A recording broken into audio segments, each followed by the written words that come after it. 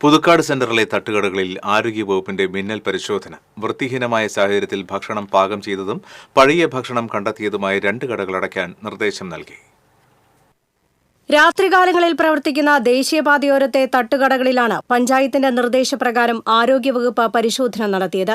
2 ദിവസത്തിനുള്ളിൽ മറ്റുള്ള തട്ടുകടകൾ വൃത്തിയാക്കിയ ശേഷം ആരോഗ്യവകുപ്പിനെ അറിയിക്കാനും ഉദ്യോഗസ്ഥർ നിർദ്ദേശിച്ചു.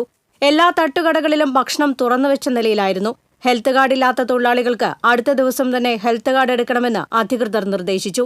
ലേബലില്ലാത്ത വറവ് പലഹാര പാക്കറ്റുകളും ഉദ്യോഗസ്ഥർ കണ്ടെത്തി. പുറത്തുനിന്ന് തട്ടുകടകളിലേക്ക് ഭക്ഷണം എത്തിക്കുന്നവരുടെ രേഖകൾ സൂക്ഷിക്കുന്നതിനും നിർദ്ദേശം നൽകി. പുതുക്കാട് സെന്ററിലെ കടകളിൽ നിന്ന് വാങ്ങിയ ഭക്ഷണത്തിൽ നിന്ന് കഴിഞ്ഞ ദിവസങ്ങളിൽ പുഴുവിനെയും തേരട്ടയെയും കണ്ടെത്തിയതിന് പിന്നാലെയാണ് ആരോഗ്യവകുപ്പിന്റെ പരിശോധന. 2 ആഴ്ചയിലൊരിക്കൽ രാത്രി പരിശോധന കർശനമാക്കുമെന്നും ഉദ്യോഗസ്ഥർ അറിയിച്ചു.